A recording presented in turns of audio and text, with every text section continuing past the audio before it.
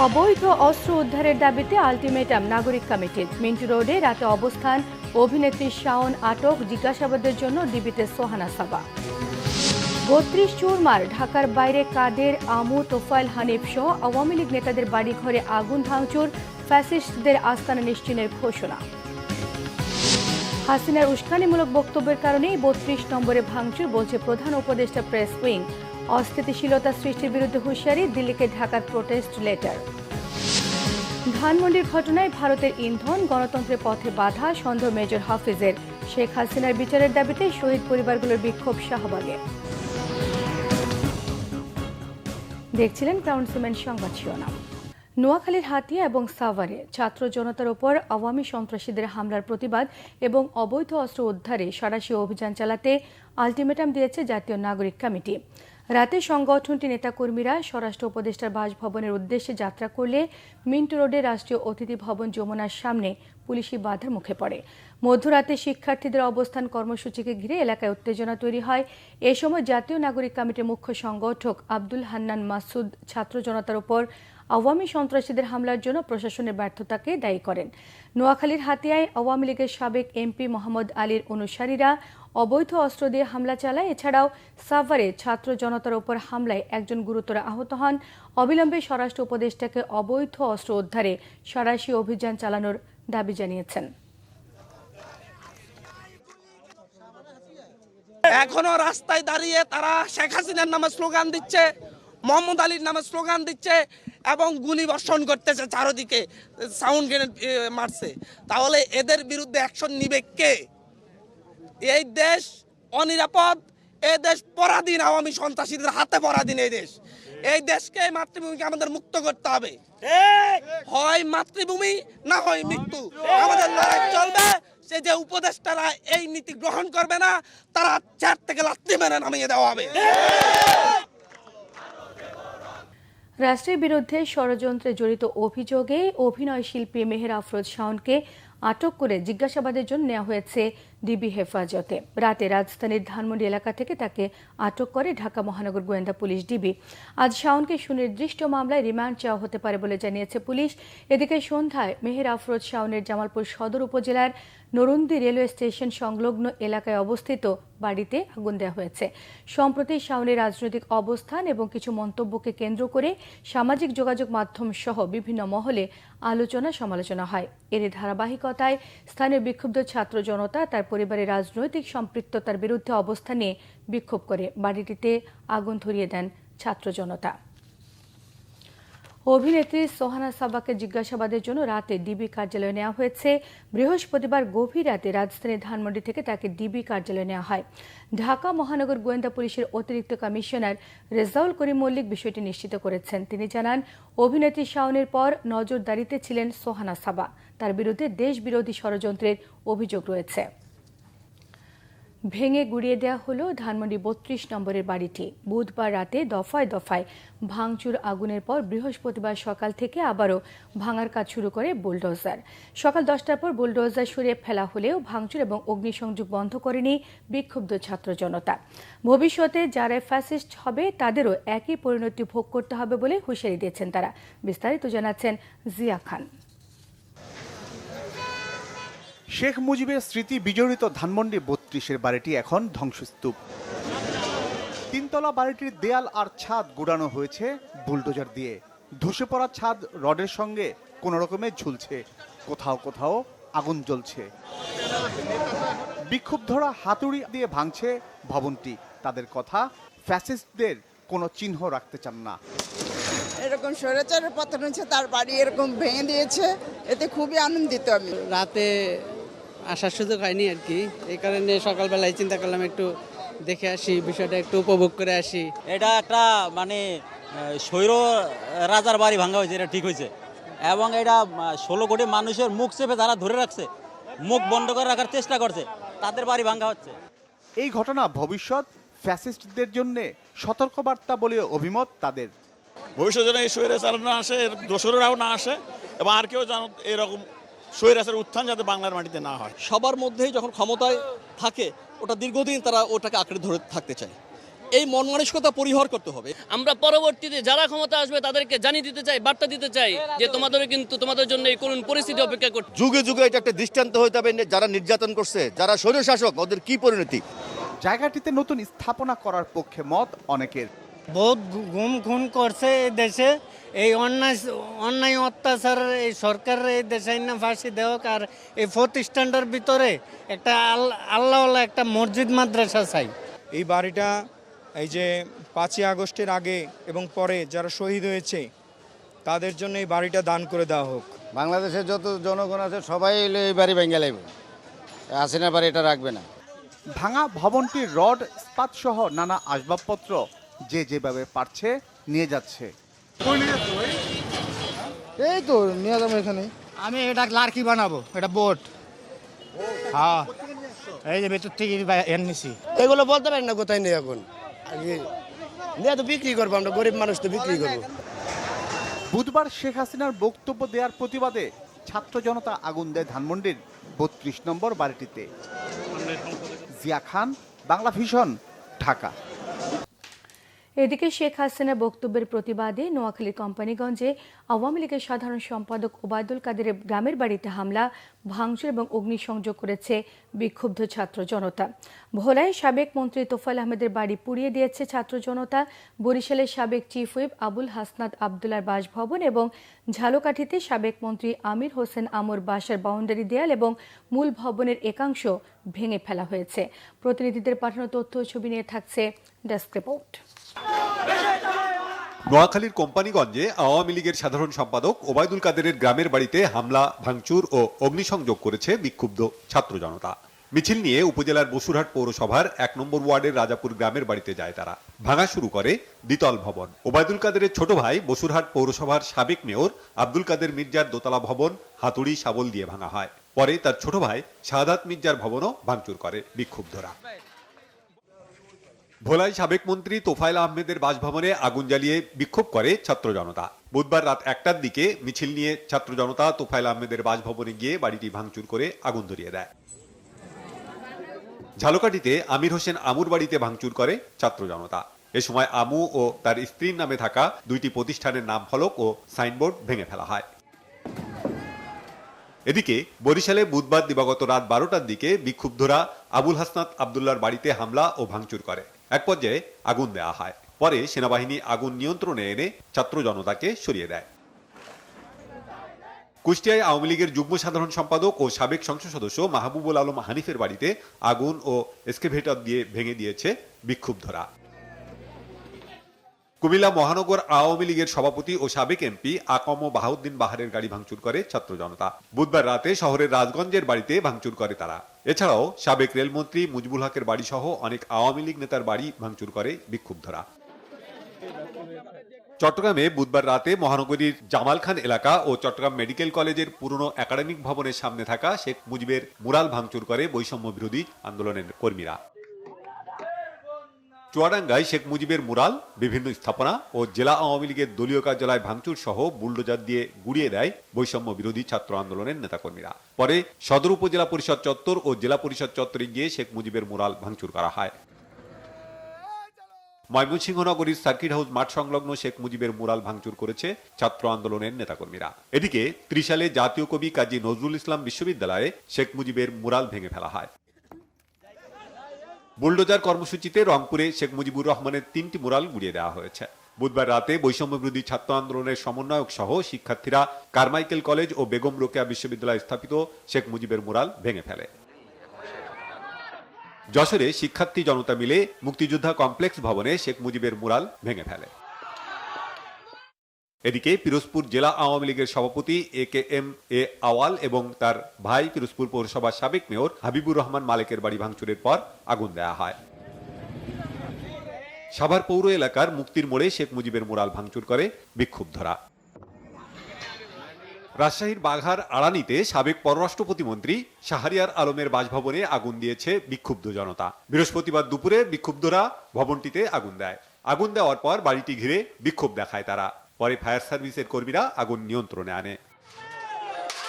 নারায়ণগঞ্জে আওয়ামী লীগের স্মৃতি বিজড়িত বায়তুল আমান ভবন বুলডোজার দিয়ে গুড়িয়ে দেওয়া হয়েছে। ভবনটি সাবেক সংসদ সদস্য শামীম ওসমানের দাদা সাহেব ওসমান আলীর মালিকানাধীন। লক্ষ্মীপুর সদর উপজেলা পরিষদের সাবেক চেয়ারম্যান ও জেলা আওয়ামী লীগের যুগ্ম সম্পাদক সালাউদ্দিন টিপু ও তার বাবা সাবেক মেয়র আবু তাহেরের বাসভবন বুলডোজার দিয়ে ভাঙচুর করেছে বৈষম্য বিরোধী ছাত্র জনতা। আওয়ামী লীগের সাংগঠনিক সম্পাদক মির্জা আজমের জামালপুর শহরের বাসা ভাঙচুর শেষে আগুন দিয়েছে বিক্ষুব্ধ ছাত্র জনতা। অভিনেত্রী মেহের আফরোজ শাওনের বাবা জেলা আওয়ামী লীগের উপদেষ্টা ইঞ্জিনিয়ার মোহাম্মদ আলীর বাসভবনও জ্বালিয়ে দিয়েছে তারা। বুলডোজার কর্মসূচির অংশ হিসেবে টাঙ্গাইলে জেলা আওয়ামী লীগের কার্যালয় ভেকু দিয়ে গুড়িয়ে দিয়েছে বৈষম্য বিরোধী ছাত্র জনতা। Banglavision news desk. শেখ হাসিনার সহিংস আচরণের প্রতিক্রিয়া হিসেবে ধানমন্ডি ৩২ নম্বরের বাড়িটি ভাঙচুরের ঘটনা ঘটেছে বলে সরকারের পক্ষ থেকে জানানো হয়েছে। প্রধান উপদেষ্টা প্রেস উইং থেকে গতকাল পাঠানো এক বিবৃতিতে এসব কথা জানানো হয়। ধানমন্ডি ৩২ নম্বর বাড়িতে ভাঙচুরের ঘটনাকে অনভিপ্রেত এবং অনাকাঙ্ক্ষিত উল্লেখ করে বিবৃতিতে জানানো হয়েছে, অন্তর্বর্তী সরকার দেশ ও জনগণের জানমালের রক্ষায় সর্বোচ্চ সতর্ক রয়েছে। আইনশৃঙ্খলা রক্ষাকারী বাহিনী সর্বাত্মকভাবে পরিস্থিতি নিয়ন্ত্রণে আনার যথাযথ চেষ্টা করছে। বিবৃতিতে আরও জানানো হয়, জুলাই গণ অভ্যুত্থানে যারা আত্মদান করেছেন শেখ হাসিনা তাদেরকে অপমান করেছেন, অবমাননা করেছেন। শহীদের মৃত্যু সম্পর্কিত অবান্তর, আজগুবি এবং বিদ্বেষমূলক কথা বলে পলাতক শেখ হাসিনা জুলাই গণ অভ্যুত্থানকে অবজ্ঞা করেছেন এবং অশ্রদ্ধা জানিয়েছেন। দ্বিতীয়ত, শেখ হাসিনা দুর্নীতি, সন্ত্রাস এবং অমানবিক প্রক্রিয়ায় নিপীড়ন চালিয়ে ক্ষমতায় থাকাকালীন যে সুরে কথা বলতেন, গণ অভ্যুত্থানের মুখে পালিয়ে যাবার পরেও তিনি একই হুমকি ধামকির সুরে জুলাই গণ অভ্যুত্থানকে, গণ অভ্যুত্থানে অংশ নেওয়া প্রতিটি মানুষের বিরুদ্ধে কথা বলে চলেছেন, হুমকি ধামকি দিয়ে যাচ্ছেন। শেখ হাসিনা দেশে অস্থিতিশীলতা সৃষ্টির হুমকি দিয়েছেন। মানুষের মনে জুলাই গণহত্যা নিয়ে যে ক্ষোভ রয়েছে তাতে শেখ হাসিনা একের পর এক আঘাত করে যাচ্ছেন। এই মানবতা বিরোধী অপরাধে ওয়ারেন্টভুক্ত আসামি শেখ হাসিনা বক্তব্য দেওয়া থেকে বিরত থাকলে এমন ঘটনার পুনরাবৃত্তি এড়ানো সম্ভব। বিবৃতিতে অন্তর্বর্তীকালীন সরকার আশা প্রকাশ করে, ভারত যেন তার ভূখণ্ডকে বাংলাদেশে অস্থিতিশীলতা সৃষ্টির কাজে ব্যবহৃত হতে না দেয় এবং একই সঙ্গে শেখ হাসিনাকে বক্তব্য দেওয়ার সুযোগ করে না দেয়।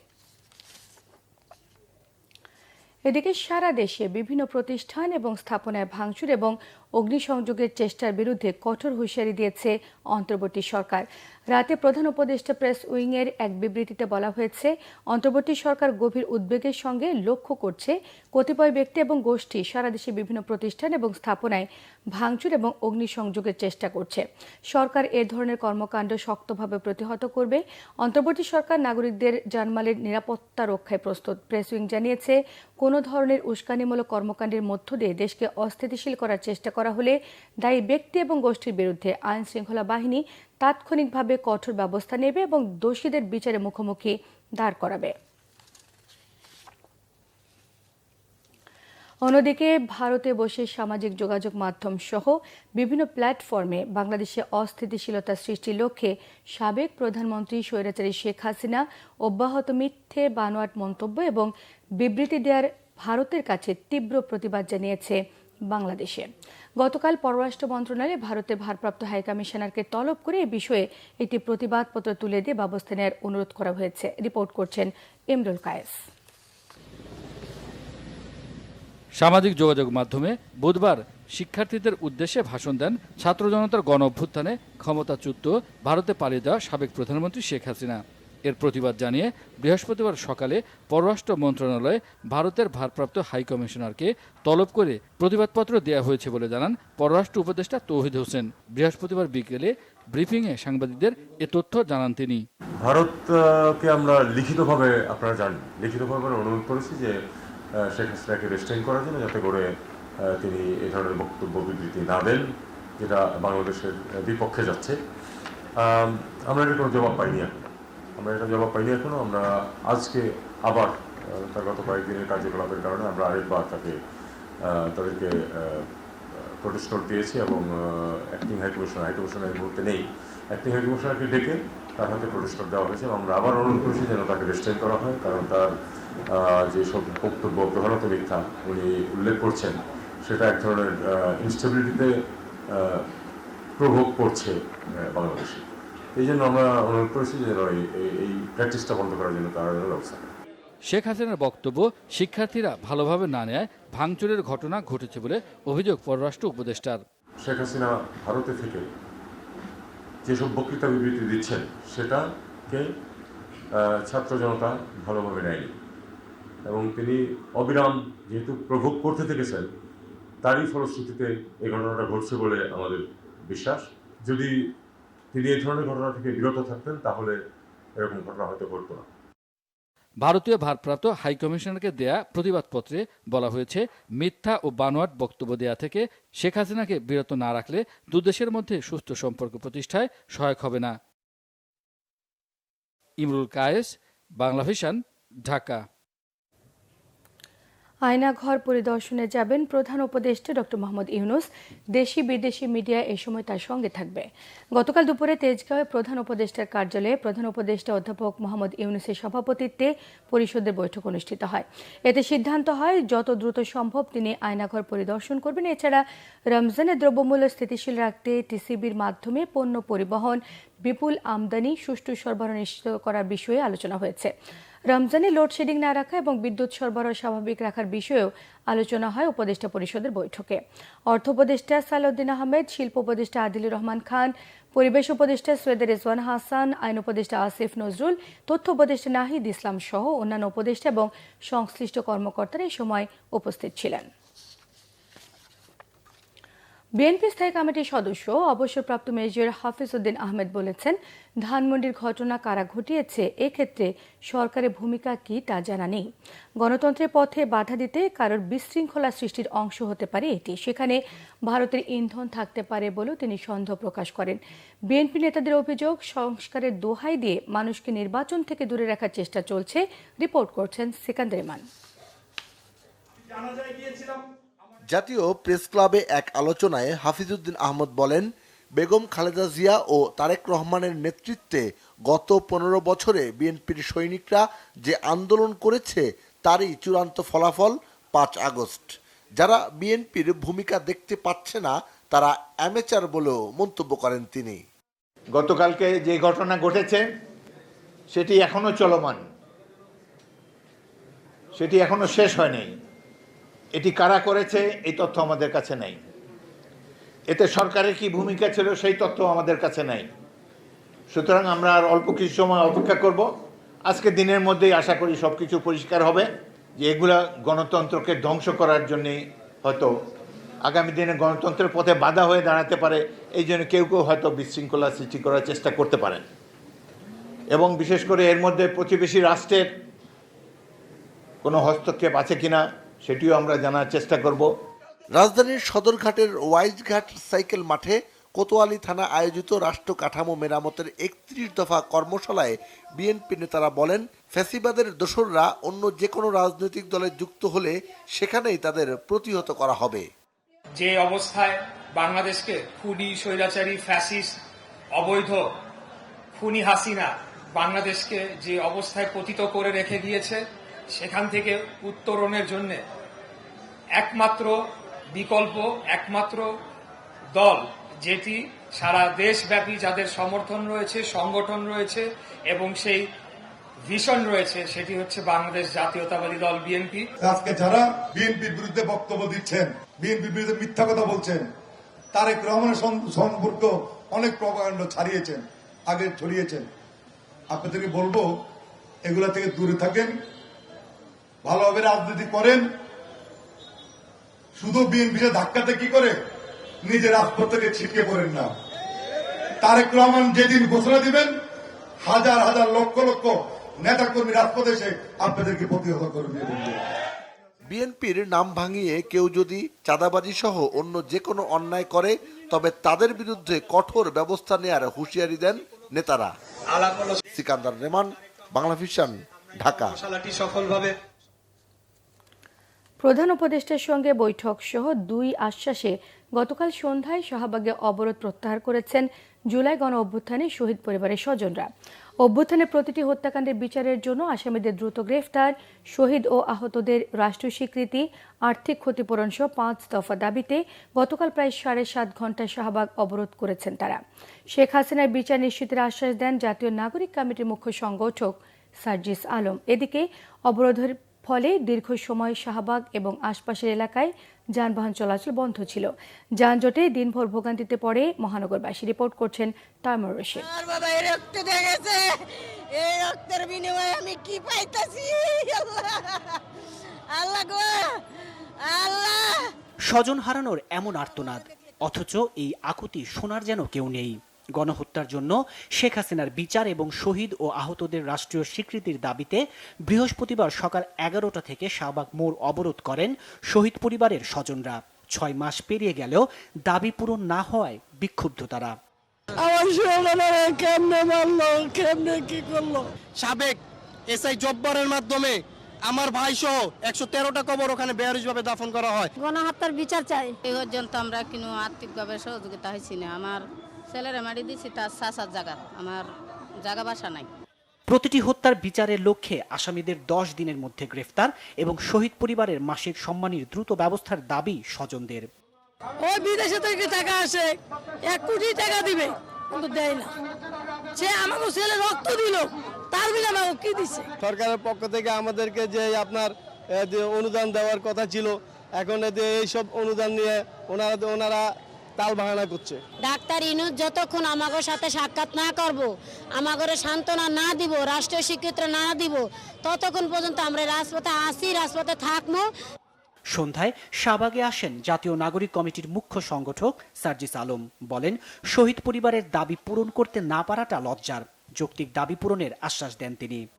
আগামী রবিবারে আমাদের মাননীয় প্রধান উপদেষ্টা আমাদের শহীদ পরিবারের সাথে সাক্ষাৎ করার জন্য ইচ্ছা ব্যক্ত করেছেন এবং সেদিন শহীদ পরিবারের পক্ষ থেকে সকল প্রকার যৌক্তিক দাবিগুলো তুলে ধরা হবে এবং প্রত্যেকটি যৌক্তিক দাবি দ্রুততম সময়ের মধ্যে অবশ্যই আমাদের শহীদ পরিবারের জন্য সেটি শহীদ পরিবারকে বুঝে দিতে হবে। যদি এই খুনি হাসিনা এবং তাদের দোষরদের বিচার করতে না পারা যায়, তবে সেটি হবে এই সরকারের সবচেয়ে বড় সীমাবদ্ধতা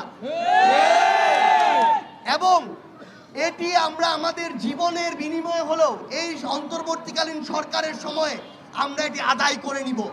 এমন আশ্বাসে সন্ধ্যা 6:30টার আগে অবরোধ প্রত্যাহার করা হয়। আমরা আজকের ব্লকেট কর্মসূচি প্রত্যাহার করলাম। এদিকে সড়ক অবরোধ থাকায় তীব্র যানজটের সৃষ্টি হয় শাহবাগ ও আশপাশের এলাকায়। এতে ভোগান্তিতে পড়েন নগরবাসী। তাইমুর রশিদ, বাংলা ভিশন, ঢাকা। সরকারি প্রাথমিক বিদ্যালয়ের তৃতীয় ধাপে ঢাকা ও চট্টগ্রাম বিভাগে চূড়ান্তভাবে উত্তীর্ণ 6531 জনের সহকারী শিক্ষক পদে নিয়োগ বাতিলের রায় দিয়েছেন হাইকোর্ট। বিচারপতি ফাতেমা নজিব এবং বিচারপতি শিকদার মাহমুদুর রাজিব হাইকোর্ট বেঞ্চ বৃহস্পতিবার এই রায় দেন। রায়ের পর আইনজীবী কামরুজ্জামান ভূঁইয়া বলেছেন, প্রাথমিক বিদ্যালয়ের 6531 জনের তৃতীয় পর্যায়ের যে নিয়োগ ছিল সেটি 23 জুলাই নোটিফিকেশনের পরিপন্থী। এর ফলে যারা বঞ্চিত হয়েছেন তাদের মধ্য থেকে 153 জন রিট করেছিলেন। হাইকোর্ট বিভাগ সেই রিট পিটিশনে জারি করা রুল শুনানি শেষে রায় ঘোষণা করে। আইনজীবী জানান, হাইকোর্ট নতুন করে মেধার ভিত্তিতে 23 জুলাই নোটিফিকেশন ফলো করে ফলাফল প্রকাশ করতে কর্তৃপক্ষকে নির্দেশ দিয়েছেন। এদিকে রায়ের পর উত্তীর্ণ শিক্ষকরা ক্ষোভ প্রকাশ করেন। কান্নায় ভেঙে পড়েন অনেকেই। রায়ের বিরুদ্ধে বিভিন্ন স্লোগান দিয়েছেন তারা। সংবাদ শেষ করব ক্রাউন সিমেন্ট শিরোনামগুলো আরও একবার জানিয়ে দিয়ে। অবৈধ অস্ত্র উদ্ধারের দাবিতে আলটিমেটাম নাগরিক কমিটি। মিন্টু রোডে রাতে অবস্থান। অভিনেত্রী শাওন আটক। জিজ্ঞাসাবাদের জন্য ডিবিতে সোহানা সাবা। 32 চুরমার। ঢাকার বাইরে কাদের, আমু, তোফায়েল, হানিফ সহ আওয়ামী লীগ নেতাদের বাড়ি ঘরে আগুন ভাঙচুর। ফ্যাসিস্টদের আস্তানা নিশ্চিহ্নের ঘোষণা। হাসিনার উস্কানিমূলক বক্তব্যের কারণে 32 নম্বরে ভাঙচুর, বলছে প্রধান উপদেষ্টা প্রেস উইং। অস্থিতিশীলতার সৃষ্টির বিরুদ্ধে হুঁশিয়ারি, দিল্লিকে ঢাকার প্রোটেস্ট লেটার। ধানমন্ডির ঘটনায় ভারতের ইন্ধন গণতন্ত্রের পথে বাধা, সন্দেহ মেজর হাফিজের। শেখ হাসিনার বিচারের দাবিতে শহীদ পরিবারগুলোর বিক্ষোভ শাহবাগে। এই ছিল এখনকার মতো। পরের সংবাদ সকাল 10টায়। 9টায় রয়েছে নিউজ টপ 10 দেখার আমন্ত্রণ রইল। এছাড়া বাংলাভিশন সংবাদ ও সংবাদ সংশ্লিষ্ট অনুষ্ঠান দেখতে ভিজিট করুন www.bbnews24.com, facebook.com/বাংলাভিশন নিউজ, সাবস্ক্রাইব করুন youtube.com/বাংলাভিশন নিউজ। সঙ্গে থাকে সবাইকে ধন্যবাদ।